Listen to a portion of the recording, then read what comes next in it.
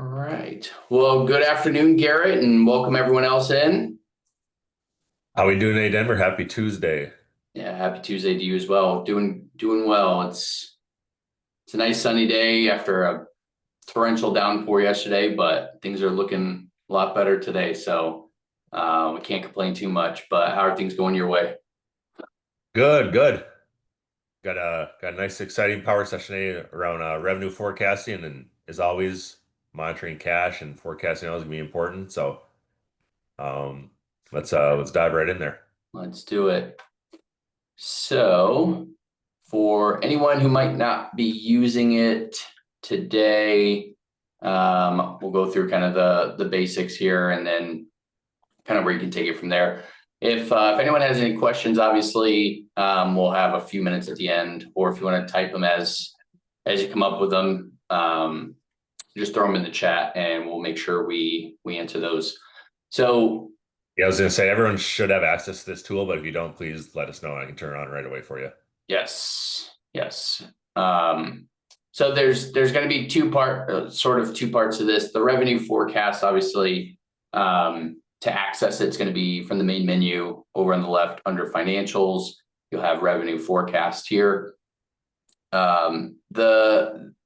The part that this will integrate with is the cost forecast timeline as well.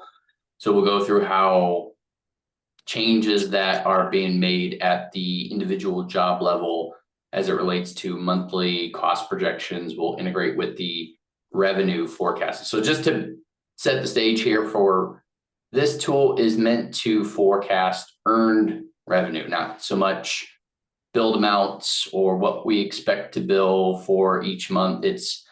It's geared to show percentage of completion on the job based on cost.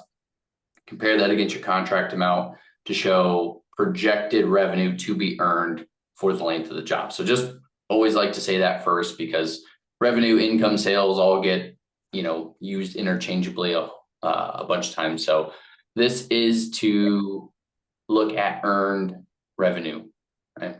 So first things first, make sure you're in the right year. Down below, you've got your total projected revenue. Now the top number will be kind of what your actual projected revenue is so far for the year. And then right underneath it would be the target number that you can set. So if you want to change it, click in there and you can make your updates there. Okay. So how it works is it's going to take a look at the backlog. It's going to take a look at the prospective revenue. We'll get into where those will show up down below. But then the year-to-date revenue is just showing so far this year, here's how much revenue we've earned for the jobs that are in the list down below. So there are some filters you can apply. If you just want to look at active jobs, filter it based on a project manager, project class, contract amount. Generally speaking, you're probably not filtering this a whole lot if you're wanting to see kind of a company-wide level for all the jobs, all the projections. So not too common, probably using the filters, but if you wanted to just filter it down for a specific PM, just to see where their jobs are at, so far this year, and then what we're projecting for the remainder of the year, you most certainly can do that. So as we're looking at it though, you've got three sections. You've got the backlog, the prospective jobs, and the miscellaneous revenue. So we'll start with the backlog. This will show us all the jobs that will have had earned revenue so far, or that we've projected out revenue moving forward. Okay. So as we're looking through each one of these, we can see that there's going to be two rows for some of these jobs here. The bottom one's going to be the actual revenue, and then the top one will be the projected revenue. So just in case there's any questions on what means what, that's actual is going to be on the bottom, projected up top, because as you can see over here, you would be able to make those edits in that top row. Okay, so for anyone who might have questions around why a job might not be showing up in here, there's three I guess technically 4 pieces of information that you want to make sure is set up in your accounting system prior to viewing this. And that's going to be the start date.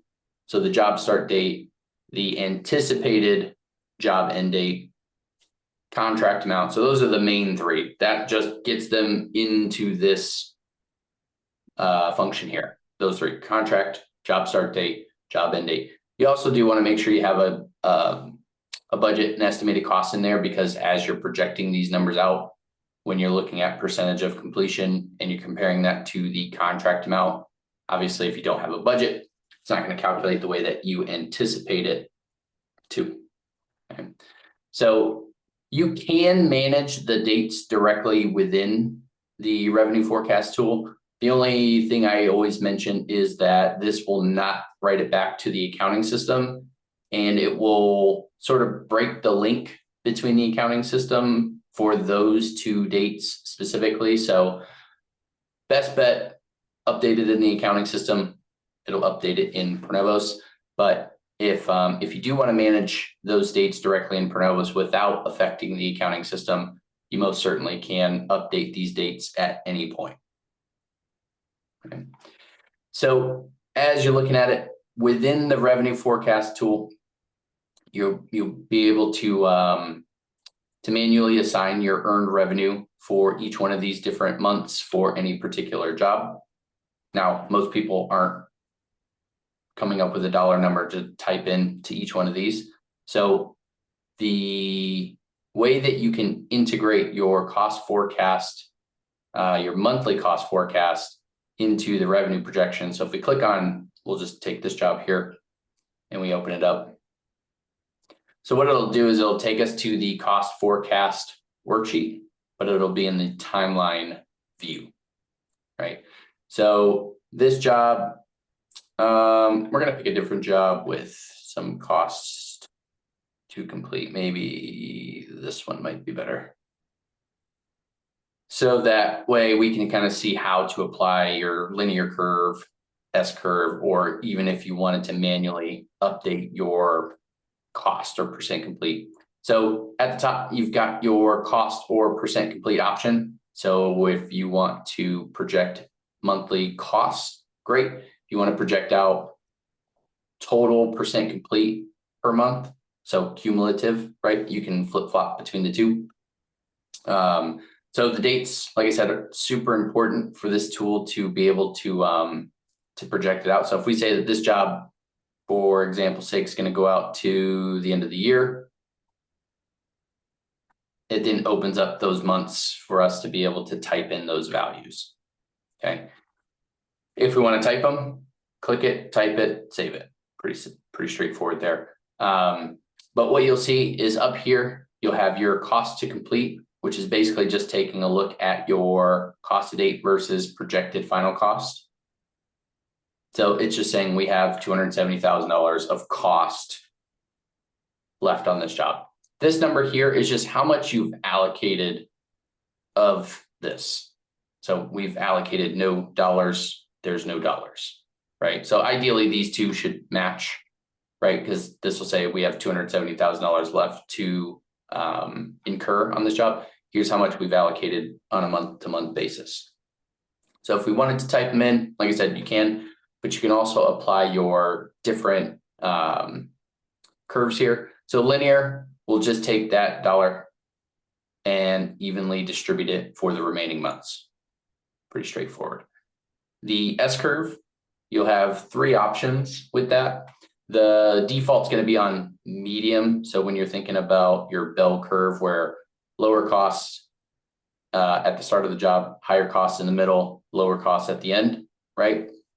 So you can kind of see that it's ramped up and now it's ramping back down. Okay. So medium is kind of like your standard bell curve, if you will. High will be lower costs on the ends and more costs in the middle. So you'll see that this ramps up and ramps down pretty significantly, right? And then the low, this will be closer to a linear curve, right? But you'll have, a higher cost in the beginning and end and a lower cost in the middle compared to the medium or high. So it's a little more linear, but you can see that instead of like 170,000 and like $2,000 here, it's a little more even as far as the ups and downs for the cost allocation. Okay, so Highlighting this tool and implementation, what's like the common one people kind of steer toward? I would say probably the low or the medium on the two options up here. So S curve is probably the most common, and then low and medium Yeah. are pretty much the standard there.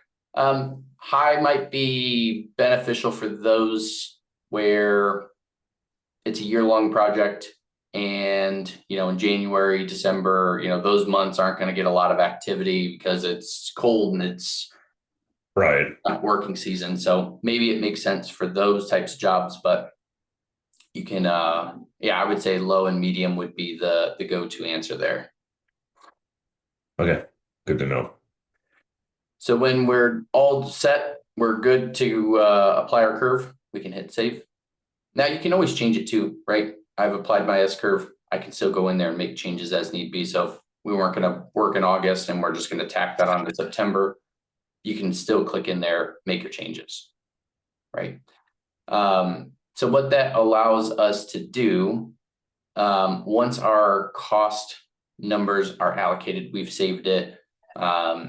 It will then update the revenue projection. So basically it'll say, all right, however much percent complete this will be for the month of July, August, September, it'll apply that against a contract and then show your earned revenue for each one of those periods.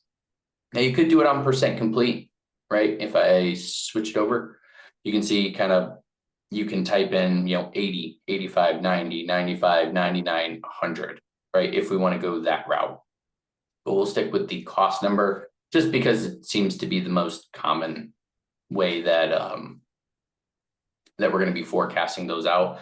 So like I said, once you have it set here, you can go to your revenue projections. If I go to the backlog, and that was for the 22,024.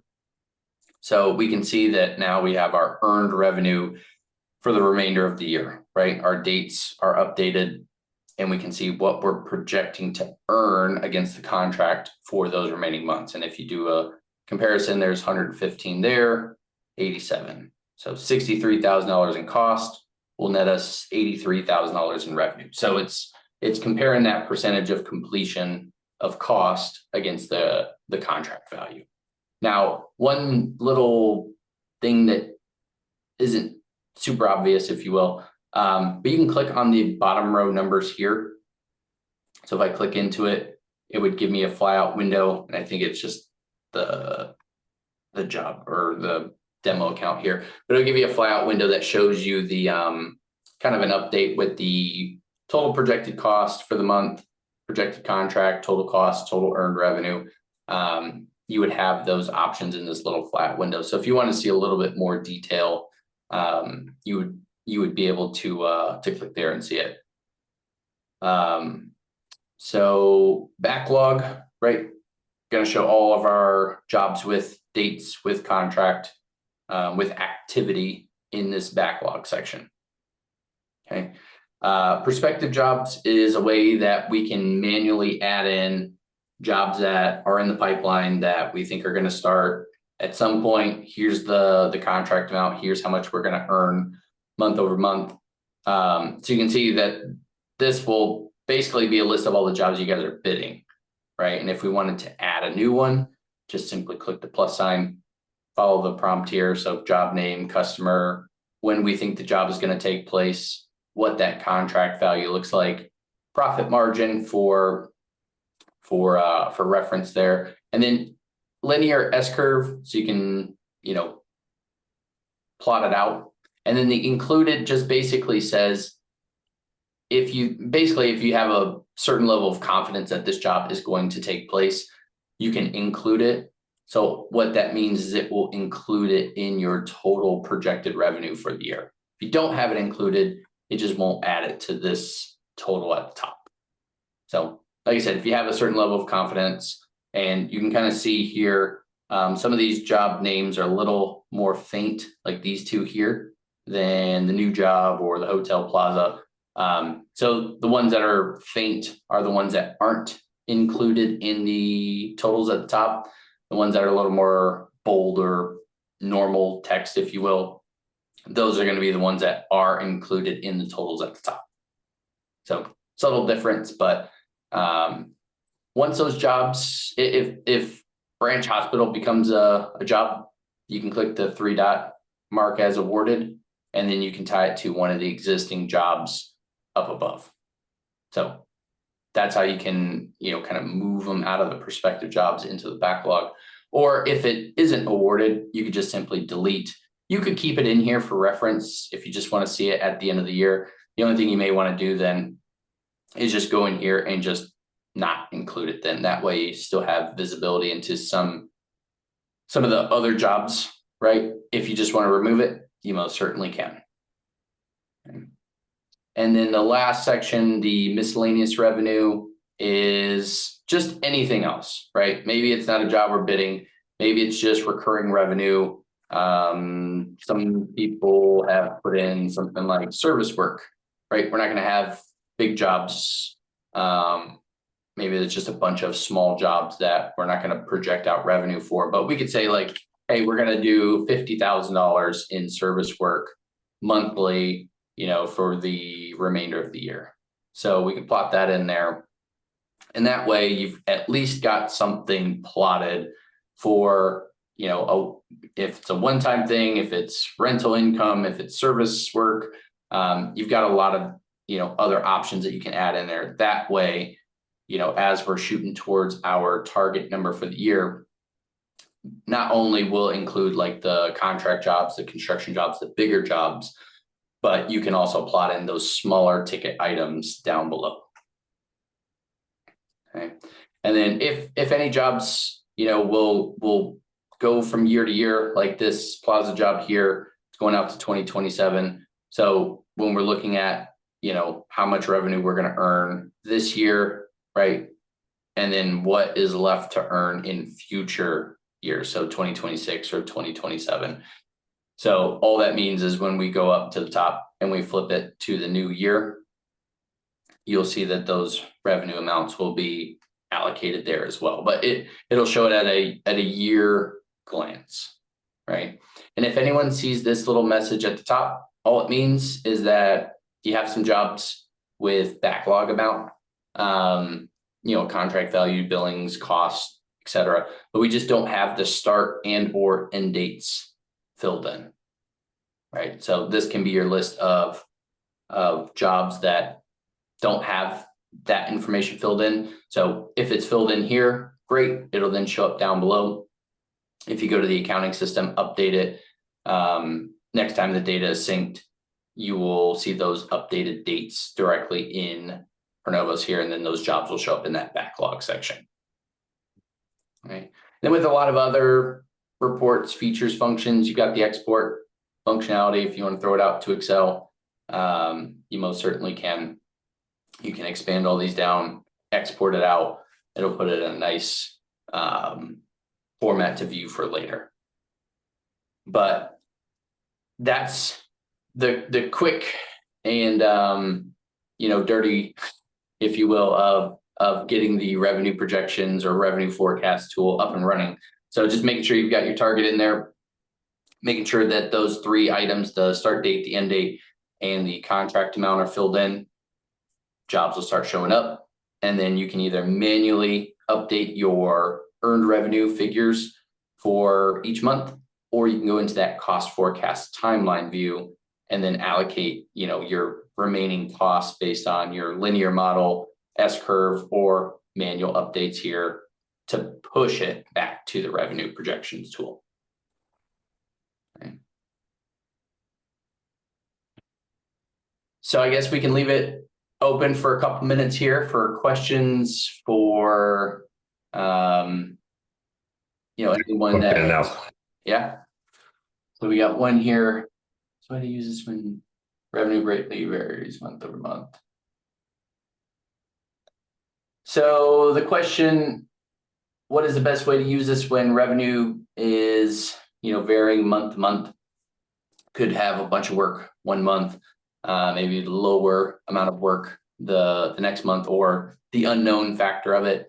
I guess if you're projecting out the revenue figures, you know, we're going in here, we've at least got a gauge, you know, a guideline of how much revenue we're going to look to capture each month. What if let's say that this month here, so for that job that we were looking at, we projected out $115,000 in revenue. We've obviously collected none because we haven't had any work on the job here.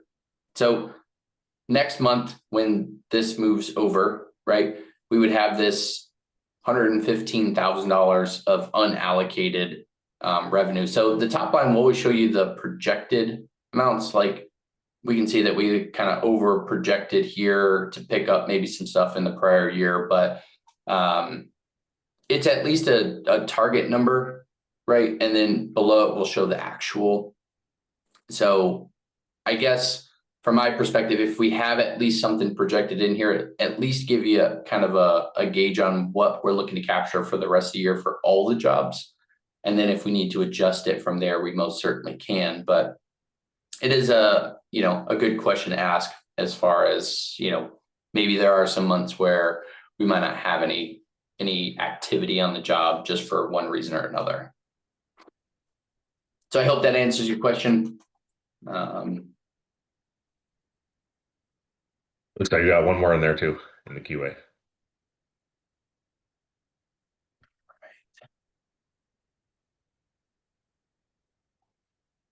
Is there a global way to apply cost forecasts for jobs to complete? So there are some items in the works for some updates on the revenue projections. And I think one of the features that they're going to be implementing is a way where you can view the different models. So you'll be able to see the linear revenue distribution next to the S-curve low, S-curve medium, S-curve high.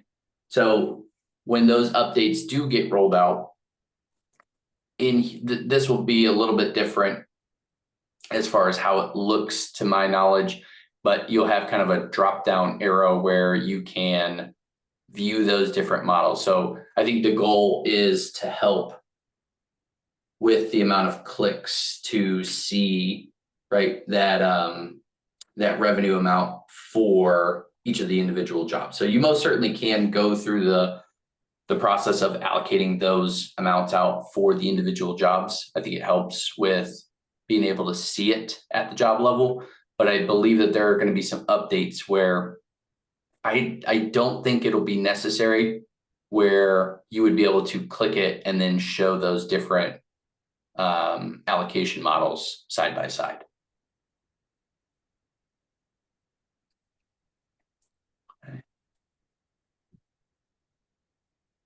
So I hope that answers the question.